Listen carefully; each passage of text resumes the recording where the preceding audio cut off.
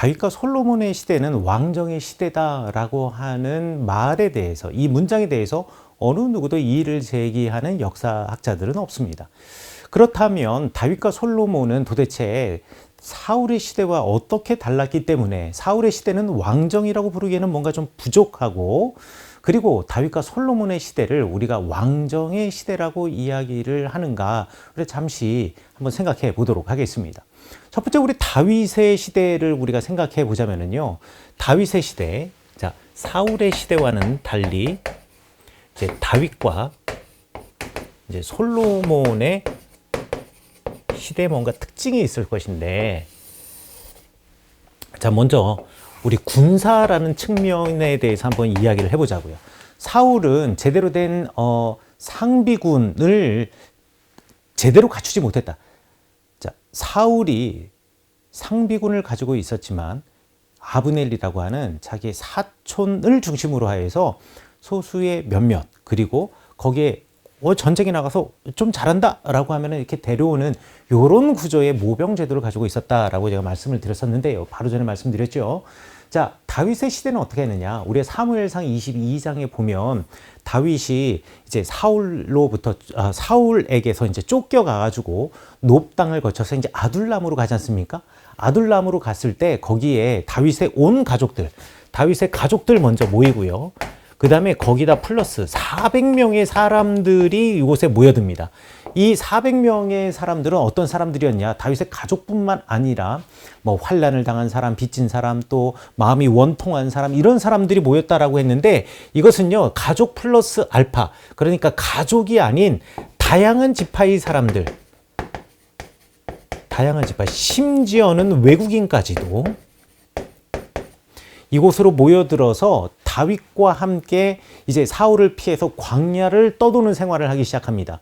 그러니까 이 사람들이 사실 군인들이 되는 거죠. 이 사람들, 가족도 무조건 포함해가지고 이 사람들이 군사 조직이 되어서 이것저것을 다녔다라는 것을 우리가 알 수가 있고요.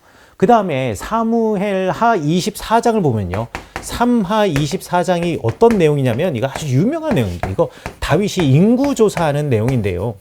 다윗이 왜 인구조사했겠습니까? 인구조사하는 목적은 고대 사회에서 두 가지입니다. 하나는 세금을 걷기 위한 거고요. 그 다음에 두 번째는 군사 조직을 할 때 도대체 우리 인구가 몇 명이냐 이걸 확인해야지 징집을 해낼 수가 있잖아요. 그러니까 세금과 군사 징집이 인구조사의 목적입니다. 그래서 다윗의 시대 때는 사울의 시대와는 달리 모병을 위한 징집, 군사 징집 제도를 인구조사를 통해서 했고, 그 다음에 가족뿐만 아니라 400명에 달하는 다양한 지파와 심지어는 이스라엘 공동체를 뛰어넘은 외국인까지도 포괄적으로 그 군사 조직 안에 집어넣을 수 있었다. 자, 이것이 다윗의 시대와 사울의 시대의 가장 큰 차이가 되겠죠. 게다가 다윗은요, 사울과 달리 이 군사를 뛰어넘어서 그 다음에 정치 면에서도 엄청난 발전이 있었습니다. 왜 어떤 발전이 있었냐면, 사울의 시대는요, 정치의 중심지가 어디였냐면 기브아였습니다. 기브아요. 이 기브아가 어디였냐면 사울의 고향이에요. 사울의 집에 궁전도 만들어 놓고요. 그리고 이곳이 수도가 되어서 기브아를 중심으로 사울이 살았어요. 그래서 다윗도 이제 사울의 사위가 되어서 기브아에 있는 사울의 궁전에 가서 뭐 식사도 하고 뭐 이러면서 미갈과 또 이 뭐라 그러죠? 요나단과 다윗 사이에 이게 복잡한 관계들이 얽히게 되지 않습니까? 그러니까 사울의 정치의 중심지는 기브아가 되는데요. 이 다윗의 정치의 중심지는 어디가 되느냐? 예루살렘이 됩니다. 예루살렘이요. 자, 이 예루살렘이라고 하는 것은 사실 여부스의 족속, 여부스 족속의 성이었죠.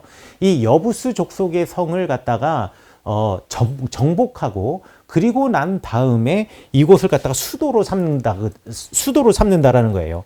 사실 이 다윗의 고향이 어디입니까? 다윗의 고향은 베들레헴입니다. 베들레헴이고요. 베들레헴은 유다 지파의 땅이죠. 유다 지파 베들레헴이 다윗의 고향인데, 자, 사울은 자기의 고향, 자기의 집에서 자기의 고향, 자기의 집을 정치의 중심지로 삼았다면, 이 다윗은요, 자기의 집을 떠나서 예루살렘이라고 하는 여부스 족속의 성을 점령하고 이곳을 수도로 삼았다라는 건데, 이것이 가지고 있는 정말 상징적인 중요성은 무엇이냐? 다윗이 이제 지파 체제로부터 독립하여서, 그러니까 지파 체제를 뛰어넘어서 자기만의 주거지, 자기만의 수도를 만들어서 정치 중앙 집권화를 시도했다라는 것을 우리가 알 수가 있는 것이죠. 그래서 이 정치의 면에서도 다윗은 사울과 대단히 달랐고요. 또 사법적인 측면에서도 그렇습니다. 사법의 측면에 있어서도, 자, 사울의 시대 때 이 사법의 중요한 역할을 누가 했냐면 사무엘이 했습니다. 아직까지 사울의 시대에는 사무엘이 살아 있었잖아요. 나중에 이제 사무엘이 죽기는 했습니다만.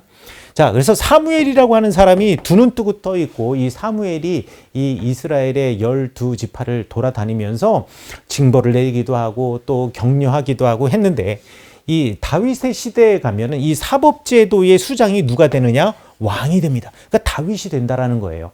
자, 여기에 대해서 이제 간접적인 증거가 무엇이냐면 사무엘하 15장에 보면 이거 압살롬이 다윗을 반역하는 이야기 나오는데요.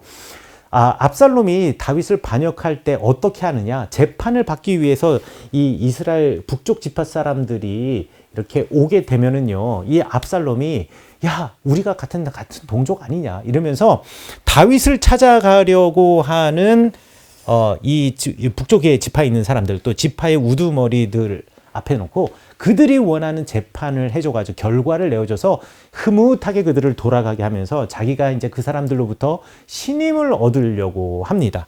그러니까 과거 모세의 시대 때, 그러니까 광야에서는 모세가 또는 천부장이, 백부장이 그런 역할을 했고, 가나안 땅에서는 사사가 그 역할을 했고, 사울의 시대에는 사무엘이 그 역할을 했는데, 다윗의 시대에 오면 왕이 그 역할을 하고 있었다라는 것을 우리가 간접적인 증거로 확인할 수가 있는 거죠.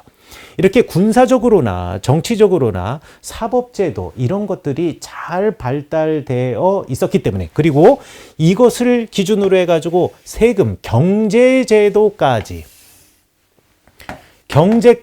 완전히 왕이 이렇게 확 움켜잡고 있었기 때문에 다윗은 이러한 제도를 바탕으로 해서 정복전쟁을 할 수가 있었던 거죠. 그래서 다윗 시대 때에 이 가나안 땅, 그러니까 이스라엘 땅이 확장을 하게 됩니다. 이 확장을 하게 된 그 기본적인 어떤 바탕이 무엇이냐? 군사나 경제나 정치나 사법에 있어서 이 다윗이 대단히 체계적으로 과거 사울의 시대와는 달리 진정한 왕정의 시대를 갖다가 이루어내었다. 그렇기 때문에 이게 가능했다라는 것을 우리가 알 수가 있는 거죠. 그리고 다윗이 이렇게 밑에 쫙 레드카펫을 깔아놓고 난 다음에 이제 솔로몬의 시대가 되면은요, 병거성을 쌓는 이야기가 나오죠. 병거성 쌓는 이야기가 열왕기상 9장부터 10장에까지 병거성과 그 병거, 그리고 그 병거를 끄는 어떤 마병에 관한 이야기, 군사제도에 관한 이야기가 나오는데요.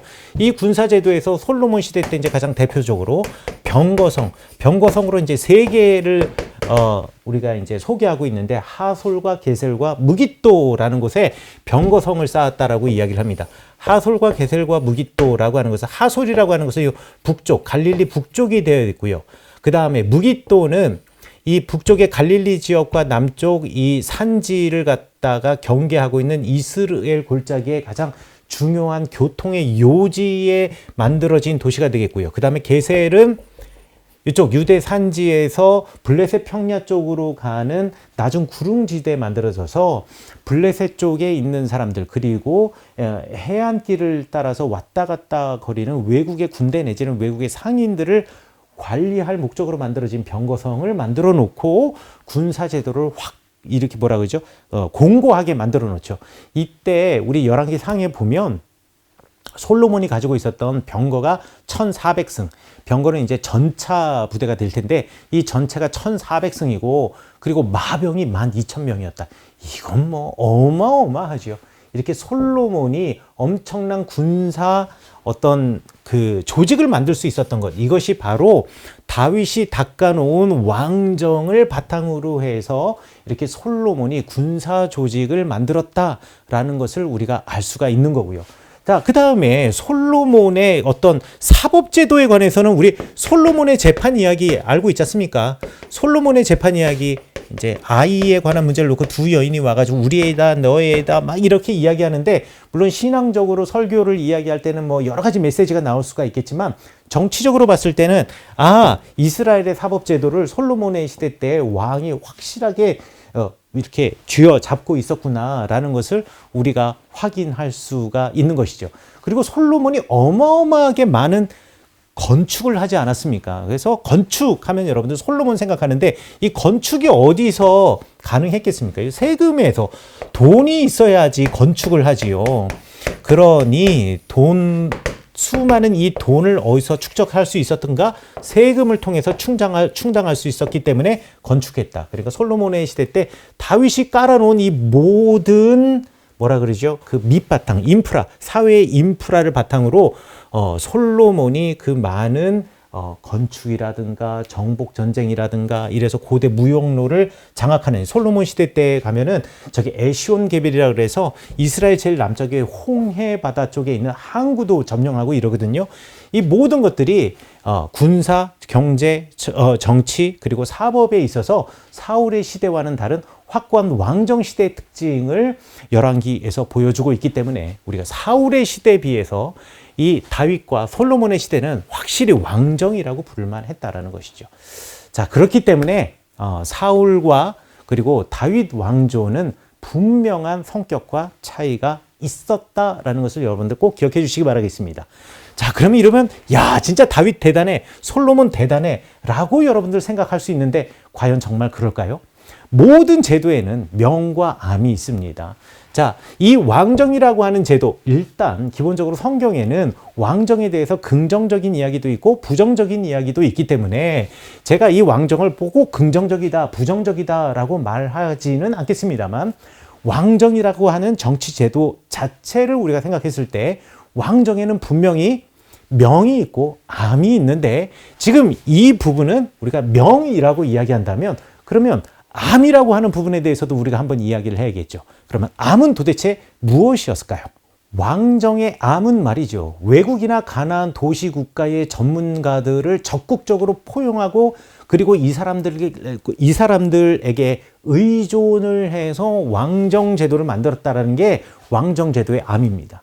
왜냐하면 이스라엘 백성들, 그러니까 광야를 지나왔던 이스라엘 백성들에게는 여호와 하나님이 유일한 왕이었죠. 그러니까 왕이라고 하는 제도를 출애굽하는 과정에서 광야에서 모압이라든가 암몬이라든가 이런 곳을 통해서 그냥 듣기는 하였지만 실질적으로 왕정 제도가 어떻게 운용이 되고 또 어떤 식으로 이끌어가야 하는가에 대해서는 잘 알 수가 없었어요. 그렇기 때문에 이런 것들을 어디에서 정보를 받느냐?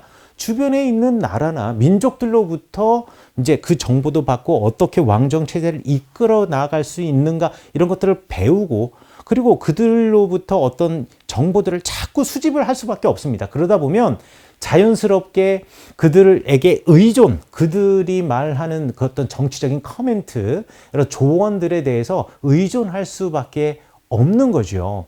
그래서 이 다윗 시대 때에 상비군을 조직하는데 가족뿐만 아니라 거기에 외국인, 다양한 지파의 사람들과 외국인까지 있었다 그랬는데, 이 외국인이요, 가장 대표적인 외국인이 누구였냐? 블레셋 사람들이었습니다. 블레셋 사람들이 가장 대표적인 외국인이었고요. 다윗이 사울을 피해서 도망갈 때 어디로 도망갔었나요? 가드 왕에게도 막 도망가기도 하고요. 또 에글론으로도 도망가기도 하고 그랬지 않습니까? 그렇기 때문에요, 이 에글론, 가드 이런 지역이 전부 다 블레셋 지역이었거든요. 다윗이 그 블레셋 지역에 도망을 가서, 이게 잠시 여담이긴 한데요, 블레셋으로 도망간 이유 중에 하나를 갖다가 또 이것을 갖다 역사 정치적으로 또 사회적으로 이렇게 설명하는 사람들은 이 다윗이 블레셋으로 투항을 해서 이곳에서 블레셋 사람들이 가지고 있었던 철기를 가져오게 되었다라고 해서 이것을 또 긍정적으로 말하는 사람도 있기는 합니다만 어찌되었든 이 블레셋 지역으로 가가지고 블레셋 사람들과 좋은 관계를 또 맺었고 또 블레셋 사람들 중에서 많은 이들이 또 다윗을 쫓아오기도 합니다. 그래서 다윗이 압살롬의 반란으로 예루살렘에서 도망갈 때 다윗 앞에서 호위하던 군사들의 이야기가 사무엘에 나오는데 거기 보면 그 앞에 서 있는 사람들이 다 군인들이 누구였느냐? 호위 군인들이 블레셋 사람들이었다라고 이야기를 하고요. 다윗이 압살롬을 피해서 이제 예루살렘 성을 나갈 때 신하 이때라고 하는 사람이 다윗을 쫓아와서 함께 가고자 합니다. 그리고 함께 하지요. 그 신하 이때가 누구였느냐? 가드 사람이었습니다. 블레셋 사람이었다라는 거죠. 그리고 나중에 다윗이 왕이 되고 난 다음에 많은 군사 전쟁을 할 때 아주 대표적인 이야기 중에 하나가 다윗과 밧세바의 이야기 나오지 않습니까? 밧세바의 남편이 누구죠? 우리야예요. 우리야는 어디 사람이냐? 헷 쪽 속 사람입니다. 히타이트 사람이란 얘기예요. 그러니까 블레셋 사람들과 헷 사람, 그러니까 철기 문명을 가지고 고도의 군사 문명을 가지고 있는 사람들을 장군이나 왕이나 군사의 지휘관으로 사용하였다라는 것은 다윗이 이 외국이나 가나안 도시 국가들의 전문가들을 적극적으로 포용하고 이들을 의존하게 되었다. 자, 이런 외국의 영향으로 왕이라고 하는 지위가 특권층이 되었다라는 것이 문제입니다. 특권지, 이 왕이요. 왕은 어찌됐든 특권층입니다. 여러분들 굳이 말할 필요 없죠. 만약에 우리나라에 왕정 제도가 있다 그러면 왕이 지금 여기서 먹고 살기 위해서 무슨 일을 했겠습니까? 그냥 거기 가만히 앉아 있으면 옆에서 이렇게 부채 붙여지고 하고 이러면서 그냥 이렇게 가오만 잡고 있는 거죠. 자, 그런데 이런 왕이 특권층이 되는데 이런 특권층이 되면서 어떤 문제가 생기느냐? 자연스럽게 지파의 동맹이라고 하는 곳이 중요하지 않게 되고 그리고 지파 동맹이라는 것은 기본적으로 평등사회를 추구하고 이 평등사회의 가장 이상적인 모습이라고 말할 수가 있는데 왕정은 평등사회라고 말할 수 없죠. 철저하게 시스템화되어 있는 조직된 시스템. 네. 이게 왕정의 특징이고 왕정을 유지하기 위해서는 그럴 수밖에 없고요. 왕의 권위가 서야 하고요. 그리고 무언가를 왕이 명령하면 밑에서 착착착착 돌아가는 무언가가 있어야 하는 겁니다. 그러니 지파 동맹을 중심으로 한 평등사회가 이제 무너지고 왕정 때문에 이제 드디어 이제 사회에 있어 상하 이런 계층과 계급이 구별되기 시작하였다. 이것이 왕의 제도에 대하여서 부정적으로 말하는 성경의 입장을 대변하고 있다라고 생각하시면 되겠습니다. 게다가 플러스 우리가 경제라는 문제에 있어서 왕정으로 오면서 나할라 제도가 붕괴하게 됩니다. 나할라의 붕괴. 나할라 제도에 대해서 제가 말씀을 이전에 이제 강의에서 드렸는데요. 이 나할라라고 하는 말은 우리가 굳이 번역을 하자면 기업 내지는 유업 내지는 유산 이렇게 번역을 할 수가 있고 우리말 성경에는 이렇게 번역이 되어 있는데 나할라의 기본적인 전제는 무엇이냐? 모든 땅은 하나님의 것이다 라는 것입니다. 모든 땅 하나님의 것. 이것이 나할라 제도의 근거, 바탕이에요. 이것을 바탕으로 희년의 제도도 만들어지고 안식년의 제도도 만들어지고 면제년의 제도도 만들어지고 여러 가지 제도들이 만들어지는데 여러분들 사무엘상 22장에 보면은 공을 세운 관리들에게 상으로 땅을 나누어 주는 이 그러니까 관리들에게 땅을 상으로 나눠줬다는 그 간접적인 증거가 우리 사무엘상 22장에 나와 있습니다. 이게 무슨 말인가요? 자, 이제 하나님의 땅이라고 그런다면 공을 세운 사람에게 어떻게 땅을 나눠줄 수가 있어요? 그 다 땅은 하나님의 것인데 그리고 그 땅에는 그 지파의 주인들이 이미 다 있는데 지금 그 땅 내지는 새로 정복한 땅 이런 땅을 하나님의 것 삼지 않고 사람들 그리고 공을 세운 사람들에게 나누어 주게 됐다라는 것은 나할라 제도가 이제 붕괴가 되어지고 더 많은 땅을 차지하기 위해서 전쟁에 혈안되는 어떤 사회적인 구조와 분위기를 만들어낼 수밖에 없었다라는 것을 말할 수밖에 우리가 상상할 수가 있는 것이고요. 그 다음에 조직화된 시스템에서 반드시 필요한 게 뭐냐면 조직화된 관리 제도가 되겠는데요. 요 관리, 신하들, 관리 계층이 필요한데 이러한 관리자들이 행정관리자들이나 뭐 경제관리자들이나 군사관리자들이 땅 파먹고 사나요? 이 사람들도 먹고 살아야 될 거 아니겠습니까? 그럼 이 사람들에게 월급을 줘야 되죠. 그러면 그 관리들의 임금, 월급은 어떻게 줘야 되겠습니까?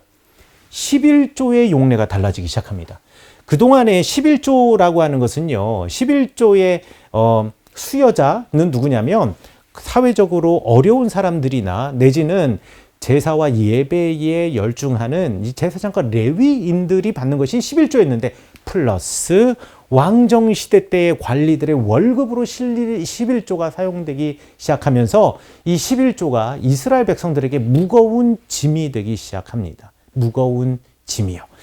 자, 그래서 이 왕정의 이 명이 있다고 한다면 암이 바로 이런 것들을 볼 수가 있고요. 또 아까 제가 이제 솔로몬, 지금 다윗의 시대만 이야기했지만 솔로몬의 시대는 또 대표적으로 이 외국인과 관련된 이야기가 여러분 잘 아시는 이야기가 있죠. 뭐가 있어요? 파라오의 왕과 파라오의 딸과 솔로몬 왕이 서로 결혼하는 이야기가 우리 열왕기에 기록이 되어 있지 않습니까? 그러니까 솔로몬이 파라오의 딸과 결혼했다. 여러분, 파라오의 딸과 결혼했으니까 이거 파라오의 사위가 됐네. 그리고 서로 나라와 나라가 서로 동맹이 됐네. 이 정도 수준으로 생각하시면 안 되겠고요. 어찌됐든 고대 사회에서 이스라엘이 통일 왕국 다윗과 솔로몬의 시대 때였을지라도 여전히 이집트에 비해서는 약소국이었고 이집트라고 하는 강대국의 사위가 되었다는 것은 사실 파라오의 딸이 오면서 이집트의 문화라든가 이집트의 종교를 함께 가져오게 되어 있고요. 그리고 솔로몬은 내가 파라오 당신의 사위된 국가로서 약소국으로서 내가 당신을 섬깁니다라는 것을 갖다가 보여주는 일상의 방법이 무엇이냐? 솔로몬의 성전에서 이집트의 신, 그러니까 파라오가 섬기는 그 신을 함께 섬기는 것이 매우 중요했습니다. 그것이 내가 당신 나라를 섬깁니다라고 하는 가장 중요한 상징적인 행동이었거든요. 자, 이것을 솔로몬이 했다라는 것이요. 그러니까 솔로몬은 이 군사와 경제와 이런 것들을 갖다가 왕정을 지켜내기 위해서 어찌 보면 물론 솔로몬이 성전을 세운 것은 매우 기특한 얘기긴 하지만 동시에 여호와 하나님의 유일신 신앙을 버린 왕이라고도 우리가 평가할 수 있다라는 겁니다. 그리고 솔로몬이 성전을 지은 것을 무조건 좋게만 평가할 수는 없습니다. 왜냐하면요, 왕상 5장에 보면 성전을 짓는 이야기에서 성전을 누가 짓냐면 두롯 사람 히람이 와서 짓습니다. 두롯 사람 히람이 와서 두로의 히람이 건축을 하는데요. 건축이요. 자, 두로라고 하는 지역은 페니키아의 지역입니다. 페니키아의 땅이에요. 페니키아 사람들이 이곳에 와서 페니키아 사람과 이제 기술자들이 와서 솔로몬 성전을 건축하면 그 성전 건축이 어디 양식을 따르겠습니까? 페니키아 양식을 따를 수밖에 없어요. 하나님께서는요, 성막의 설계도는 주셨지만 성전의 설계도는 주지 않으셨단 말이에요. 그러니까 이 히람이 성전을 지을 때 페니키아식 성전을 지었고요. 실제로 고고학적으로 페니키아 지역의 성전의 모양을 보면 성전 입구 들어가는데 기둥 2개, 우리말 성경에는 거기 야긴과 보아스라고 하는 기둥 2개가 딱 서 있었다라고 했는데 페니키아식 성전의 입구에 그렇게 기둥 2개가 항상 서 있습니다. 이것이 전부 다 페니키아의 영향을 받은 거구나. 그러니 왕정의 시대가 되면 여호와 하나님의 신앙뿐만 아니라 거기에 외국의 신앙과 그리고 외국의 제도와 이런 것들이 들어와서 이스라엘 사람들이 하나님 나라 백성이라고 하는 정체성이 흔들려지기 시작했구나라는 것을 우리가 알 수가 있고요. 또 우리가 사회적으로 보았을 때도 여러분 이렇게 국가 주도의 어마어마한 건축들이 벌어지려고 한다면 여기 사람들을 동원해야 될 거 아니에요. 부역을 주고 사람들이 그 부역에 동참해야 되는데 그 부역을 갖다가 열왕기에서는 히브리어로 뭐라고 이야기하면 마스라고 합니다. 이 히브리어로 마스라고 하는 히브리어인데요. 이 마스가 뭐냐면 무거운 짐 강제 노역이라는 뜻인데 이 마스라고 하는 단어가 어디에서 사용되어졌느냐? 출애굽 시대 때에 이스라엘 백성들이 비돔과 람세스를 건축할 때 파라오가 이 히브리 사람들에게 부여하였던 강제 노역을 마스라고 불렀는데 솔로몬이 이제는 파라오처럼 되어서 이스라엘 백성들에게 마스, 강제 노역을 지금 부과하는 사람이 되었다. 자, 그래서 역사를 갖다가 역사로 평가하고 솔로몬을 평가하는 사람들 가운데에는 솔로몬에 대해서 긍정적인 평가를 하는 사람들도 있지만 더 많은 사람들이 솔로몬을 부정적인 평가로 하고 이 솔로몬 때문에 왕국이 분열되었다라고 사람들이 이야기를 합니다. 학자들이 이야기를 하죠. 분열 왕국의 이야기. 어떻게 시작이 되었는가? 우리 다음 시간에 하도록 하겠고요. 오늘은 사울은 정말 왕이었던가? 그러면 왕정의 시대는 사울의 시대에서 다윗과 솔로몬으로 가는 왕정의 시대는 어떻게 사회 구조가 변하게 되었는가에 대해서 여러분에게 간단하게 설명해 드렸습니다. 자, 설명 여기까지 끝. 네, 안녕하세요. 비블리아의 이익상입니다. 이익상에게 성경 배우는 김영석입니다. 베타로 투입된 이지입니다. 여기도 보시면은 나시린 교리가 나와 있어요. 이 여인이 그 남자 신경 쓰지 마라. 이런. 문서방은 다 볼 수 있는 그런